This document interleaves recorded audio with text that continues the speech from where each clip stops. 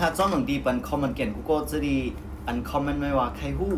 ว่าเจนี่เนาะมันสอนไว้จึงหือการที่มันไล่สด1 วันต่อ1 วันยอดขายถึงเป็นล้านถึงเป็น10 ล้านถึงเป็นปักล้านในมันจะล็อกไลน์ซึ่งถึงพองเลยเขาถือเลยฮู้อันเดอร์ไลน์พองเนี่ยข่าวขึ้นเก็บข้อมูลมาไว้ค่ะเนาะตา30 คอค่ะเอามาถ่อมด้วยจ้อมกันว่าข้อเลยเตียนเขาถูกเลยเอากับเจ้าตื้อยาก็ขึ้นสร้างให้มันเป็นยอดขายตัวเจ้าเก่าขึ้นสร้างให้มันบ่เป็นพอนไรตัวหนักตัวเจ้าเก่าค่ะเนาะคือต้นปิดใจค่ะในก็ไรมาข้อมูลส่วนไหนก็ใครขึ้นมาปืนเพจส่งต่อปันกูก็ค่ะเนาะอย่าไปลืมกดไลค์กดแชร์อย่าก็กดติดตามไว้อย่าก็เซฟไว้ค่ะนะกามากลุ่มน่าหายหลายเนาะโอเคค่ะข้อดังสุดค่ะอันนี้ก็เป็นการที่ว่างซาคู่เพราะว่าเขาเลือกว่างซาคู่ก็เขาหลุดเลยเลือกซาที่อันมันขึ้นไว้เป็นฮอตในคณะ XOT ฮอตบอกว่ามันไม่มันเป็นซื่อนำเปิ้นเกียกนำเปิ้นไรใจนำเลือกคู่ของที่อันเปิ้นฮู้จักไว้เย้าเปิ้นเกียกไว้เย้าอันนี้เนาะได้ก็เป็นคู่ของตั้งนอกคู่ของเตียนเปิ้นขายจังได๋เนาะเขาก็ตุ้ยว่าซาอันเลยเตียนขึ้นไว้เป็นฮอตเขาก็เลือกอันนั้นมาวางค่ะนั่นก็มันดีเฮ็ดให้จุงจันให้ลูกค้าอันเราก้นเดียนเกี่ยวคู่ของเสมอในเข้ามาก้นเดียนตุ้ยเข้ามาก้นเดียนเกี่ยวเข้ามากำไรขนาดนี้โอเคครับข้อมาที่2ทำได้เป็นเพราะว่าแขกนะเนาะลูกค้าเกี่ยวใจพวกของเตียนเฮาว่างซาไว้เตียนเฮาขายไว้อยู่นั่นเนี่ยอย่าเป็นเน็ตคามเป็ดนะเนาะอย่าเป็นเน็ตคามเป็ดเฮาก็ลัดต่อเขาแล้วก็ขายปันซับเล่นนี่ปันรองคู่ของอันนั้นก็วางไว้ปันคู่ของอันนั้นเพราะว่าตึกมีคนสนใจตึกมีคนทำตึกมีคนตักนะเนาะนี่ค่ะมันก็จะเป็นการที่ปันสุนโฮมเขาเขาก็บอกว่ามีการที่เซอร์วิสตีรีต่อหน้าเขาค่ะเนาะแล้วก็ข้อหมายที่3ค่ะเขาถูกเลยมีไว้แอดมินตีเนาะตุ้ยปันดินเนอร์ไลน์สุดเขาว่างปันซ่าในนุพงเขาดึกซับเรื่องรองคู่ของเอานั่นมาว่างเอาในมาว่างเขาติ่มตั้นว่างซ่าบันกำซื้อก็เขามีแอดมินตีเนาะจอยตุ้ยปันตีว่างซ่าให้ก็เขาว่างปันขนาดนี้ใส่บันเจ้าไหนก็ตีเฮ็ดให้ลูกค้าจะดินตุ้ยเขาก็เขาเลยซามันคือตันแฮติกสั่งซื้อคือตันข่าวยามมันค่ะเนาะเข้ามาที่4ค่ะเพราะว่าซาดินเขาขายโคนั้นขึ้น999ไมโลนะครับบอกว่า999ไมโลขึ้น1เฮงกว่านั่นแหละมันดิส่งให้กวนมาตุ้ยเขานำขึ้นเดสิเก่านะครับดินเนอร์ไลน์สดนะครับเนาะดินเนอร์ไลน์สดย่อเข้ามาที่5ค่ะเพราะว่ามีกวนติ๊กปันโฮเจอ10 ล้านค่ะเนาะ10 ล้านบนไหนในก็เป็นรองตั้งตีที่เฮ็ดให้จุงจันทร์เฮาปุ้นเข้ามาตัวดินเนอร์ไลน์สุดเฮานำขึ้นเลยสิเก่านะฮะเข้ามาที่6ค่ะการจันปุ้นอยู่ดินเนอร์ไลน์สุดเฮาอันนี้ลงเหยื่อติ๊กๆค่ะโปรจะมาเฮาอ่านคอมเมนต์เขาตีซ่าจังไหนมันเด่นไรค่ะเนาะเฮาหลุดไรมีการที่ตรงเนื้อแล้วก็อ่านคอมเมนต์หรืออันนั้นก็มีการที่ลางให้เขาซื้อโค้ดสั่งโค้ดนั่นก็มีการตรงเนื้อจ้อมมีการคอมเมนต์ตีซ่าจังไหนมันมีการตรงหนึ่งที่เนื้อลายสดเขาหันมันใจเย็นไว้ลิกล่อมขึ้นโอ้ใจก่อมนี้ยาก็โคก่อมมีก้นซื้อวันไหนมันจังขึ้นมาอะไรนะเนาะก็เขาหลุดเลยคัดใจอยู่จอมเขายาก็เฮ็ดให้เขาคอมเมนต์เฮ็ดให้เขาซื้อโคหาเนี่ยมันได้มีการตรงหนึ่งยาก็ที่เฮ็ดให้ก้นเหมือนก็เข้ามาที่เนื้อลายสดฮะเข้ามาที่7เขาหลุดเลยเป็นก้นที่เข้าใจแขกเขาว่าเขาคิดจะจึงอย่าไปเป็นขายอย่างเร็วก็ให้หลงมีการที่ตรงหนึ่งเลสเซลแล้วก็เป็นคนที่เอาใจแขกเนาะเอาใจแขกเอาใจลูกค้าค่ะเข้ามาที่8เขาหลงเลยกว่าจอมเทรนด์อันนั้นก็มีเดียนชื่อเสียงลือหลังไว้อยู่เอามาจะเป็นก้นหือชื่อเสียงเฮาหืออันนั้นก็เป็นโคของหือนั่นน่ะเนาะตีนเป็นข่าวเงาไว้อยู่เป็นชื่อเสียงไว้อยู่ตีนชื่อลือไว้อยู่ตีนมาตีย่ำตัวหรือในก้นที่ฮู้จักนำเขาหลงเอานั่นมาค่ะเนาะผู้เป็นสนั่นที่เฮ็ดให้จันเฮอกุนเขามาไลดินเนอร์ล่าสุดเขานำขึ้นเป็นสีเก่าค่ะเนี่ยโยกเข้ามาที่เก่าค่ะเพราะว่าซาคูนั้นมีคนสั่งซื้อกว่าเต็ม1เฮงขึ้นเนื้อว่าไหนเนี่ยติ๊กต็อกเขาก็ได้ส่งมากุนดีเขาด้วยนำแหมก้าก็ได้มีการดีเขามาจอยเทียมเขามาป่องข่าวนี่ปันว่ามีโปรโมชั่นจึงมีการคันรถจึงจะไหนเนาะTikTok Thailand เขาดึงขึ้นมาจอยด้วยปันเสนอค่ะแล้วก็เข้ามาที่10ค่ะเพราะว่า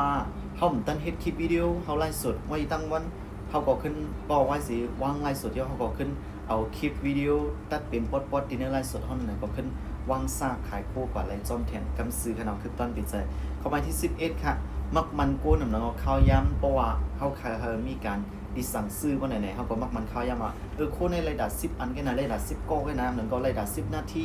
ติจ้างก็จะได้มักมันเข้ายามนั้นแล้วมักมันผู้ของมักมันโกนไหนมันได้เฮ็ดให้การที่เต็มเซ็นจะซื้อรายไว้ขึ้นมาสิเก่าค่ะเนาะเข้ามาที่12ค่ะแล้วถ้าเขาจ่ายเงินเมื่ออันเขาเอาโค้ดใส่ที่เนื้อไส้มันได้มีค่ะเนาะที่เด็กวางไว้ที่เนื้อไส้แค่กับไปบาเลยซื้อไปบาเลยติ๊กจ่ายเงินเขาโหลดอะไรขึ้นรัดนี้ให้เขาจ่ายเงินขนาดนี้ผมจะในยอดขายมันก็ดิ่มขึ้นค่ะเนาะอันนี้ค่ะเขารัดซึ่งก็ยอดรัดให้เขาฮู้ว่าดูแลติ๊กจ่ายเงินเนาะผมจะในยอดขายก็จังขึ้นอะไรค่ะนะโอเคค่ะเข้ามาที่13ว่างกาคันอันนี้ก็เป็นการตีด้วยโปรโมชั่นค่ะเนาะด้วยโปรโมชั่นในเขาได้ขึ้นปันโปรโมชั่นที่ในไลฟ์สดเนี่ยมันได้มี TikTok เขาปันคูปองเนี่ยมันได้เป็นมันได้เป็นส่วนลดค่ะเนาะส่วนลดจากไหนครับพอเขาตั้งกาคันมันเป็น6บาทTikTok เขาได้ขึ้นลดปัน4บาท50เนี่ย4บาท30เนี่ยตีจ้าจะในขนาดเนาะเกี่ยวกับพอเขาขึ้นตั้งกาคันมันย่อมหรือสิ6บาทเป็น5บาท5บาทไป15บาท90มันก็มันจ้างฮีไรส่วนลดมันก็จะมีกาคันที่เขาตั้งไว้ว่ากาคันมอกกาหือเขาได้ปันส่วนลดจังไหนมันก็จะมีขนาดย่อมจังไหนเขาก็เลยนับกาคันคู่เขาลิลิแล้วก็นับส่วนที่เป็นคูปองนั่นน่ะเนาะอันนั้นได้ก็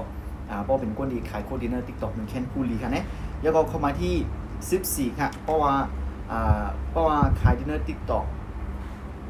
ไหนๆมันขายดีมากและมียอดขายนำขึ้นมา TikTok Thailand กันเนาะตีนเป็นก้นดีด้วยถึงที่เนอร์ TikTok เขาได้ส่งก้นมาจอยแถมก้นดีว่ามาส่งข่าวมาจอยด้วยถึงกันว่าซ่องเฮาเป็นหื้อยาก็ได้ไล่ว่างซ่าจึงคือติสร้างก็จะได้ติขึ้นมาที่มีก้นดีส่งก้นมาจอยแถมจังไหนค่ะเนาะแล้วก็เข้ามาที่15ค่ะพอเฮาขายโค้กเฮาไลฟ์สดเฮาได้จุกให้ก็ยิบคุกของอย่างเดียวไล่แค่นั้นเนาะแล้วเฮาได้ย่านนี้เนี่ยมันก็ใจตื้อกินนี่เนี่ยมันก็ต้านนี่เนี่ยเฮ็ดนี้ให้ลูกค้าเพราะหันว่ามันหลีจันใจตีมันเข้มตีมันหลีซึ่งหือมันเข้มซึ่งหือเนาะพอได้เฮ็ดให้เขาเตอผู้ว่าเขาขายเอียงมันเป็นคู่เอียงมันจอยและเอียงจังซั่นค่ะเนาะแล้วก็เข้ามาที่16ค่ะเจ็ดด้วยการขันคู่เฮาคุกส่วนลดเฮาจังได๋ให้มันลีค่ะเนาะนั่นคือลูกค้าจะดีว่าเขาไล่ส่วนลดจังได๋บางพวก TikTok เขาตีปันส่วนลดค่ะนะครับตัวเจ้าเก่าตามโดไล่ลดกาคันมันเห็นตั้งแต่การ TikTok ในเขาได้ลดปันมันได้ไล่ตา1วันใน1หิง5เหมือนก็1กกในตากานี่มันมีค่ะเนาะโอเคค่ะพอเขามีTikTok Thailand เขามาจอยด้วยปัน1แคนดีเขาได้ส่งข่าวปันเฮาว่ามันได้ไล่ตากานี่ซะจังได๋ค่ะเนาะเฮาก็รู้ไล่เท่ากันเลเพนตัวเหมือนกันค่ะข้อหมายที่17ค่ะเพราะว่ามีคนตัวในลองอย่าไปเจ้าค่ะเพราะว่าเขามีคนตัวอยู่ใกล้กับว่ามียอดขายอันนี้บอกว่ามันผิดเปิงไว้4อัน4มีเขาหลุดอะไรขึ้นมา7ทัดแล้วขึ้นมาวางแผนขึ้นว่าหลุอันแล้วผิดเปิงอันแล้วหลุอะไรแล้วไงซึ่งคือหลุอะไรมีการที่ติ้นๆก้าๆเนี่ยนั่นก็หลุแล้วมีการที่วางแผนเมื่อเนี่ยขึ้นมา7ด้วยว่าเขามีคนตัวอยู่กับมียอดขายเนี่ยมันผิดเปิงตอนนี้เลยเนี่ยหลุเลยขึ้นมาวางแผนขึ้นกันเนาะว่ามังก็ในทำเก็บเตียนเย็นๆมังก็เตียนเก็บเกี่ยวซื้อมังก็ดีเก็บเตียนกลางมังก็เก็บห้องกว้างมังก็แค่โลมีกวนตีอันมากปูดเท่าใดอย่างนั้นมีการตรงนึงเนี่ยซื้อในขนาดเนาะโอเคค่ะแล้วก็มาแทงเข้ามาที่19ค่ะอยากขายของทั้งหมดค่ะที่เนื้อลายสุดเขาก็มีการตีว่าเกี่ยวซื้อพองการตีจันลูกค้าพองแล้วก็การตีลัดต่อเขาพองการตีมันจะว่าพี่เธอมีลองเกี่ยวใจมีลองเมาใจจะว่ามาให้ก็มาญาคุณขายกำซื้อซะหน่อยค่ะเนาะเขาดิมเกียรค่ะเขาได้เกียรติสบายติจ่าจะในขนาดเนาะแล้วก็ง่ายลมใจว่าใครซื้อก็ซื้อง่ายลมใจจะในขนาดเนาะโอเคมาถึงข้อที่20ค่ะเขาเลยมีการที่เฮ็ดกูวันเฮ็ดกูตาสิก็เลยใจติดข้าวยำเฮก็7-4ฮู้จักเขียนเขาว่าคนดีเข้ามาด้วยเฮาที่นั่นไลฟ์สดนั่นเป็นภัยเพราะไลฟ์สดวันเฮาได้ฮู้ขนาดข้าวเลยคนด้วยนำข้าวเลยคนด้วยแล้วก็ลูกค้าเป็นภัยเป็นคนซึ่งหรือเป็นคนเก็บซึ่งหรือเป็นคนร้านซึ่งหรือเป็นคนดีว่าอะไรจะเอียงเนี่ยดีฮู้จักมาเนี่ยครับเข้ามาที่21ค่ะคอมเมนต์ก็ลงเยอะเขาคอมเมนต์มาซึ่งเฮาก็เลยมีการที่ตอบปันเหมือนก็ลาดนี่ปันกว่าแนวเส้นทางนั่นกันเนาะบัดนี้เฮ็ดมีการที่เข้าออกกันลาดต่อกันง่ายๆเข้าได้12ค่ะเพราะว่าเฮาขายบางพวกนี้เฮาตีเป็นตัวเฮา1 บาทเปอร์เซ็นต์เท่านั้นแค่ก็เพราะว่าเฮาใครได้เงินตอนน่ะตีก้นมาตัวดินเนอร์ล่าสุดเฮาหมาพวกนี้เฮาก็การเลยเฮ็ดจอมใจลูกค้ามังลองค่ะเนาะก็เฮาก็การเลยยอม การเลยลาดการเลยเฮ็ดการเลย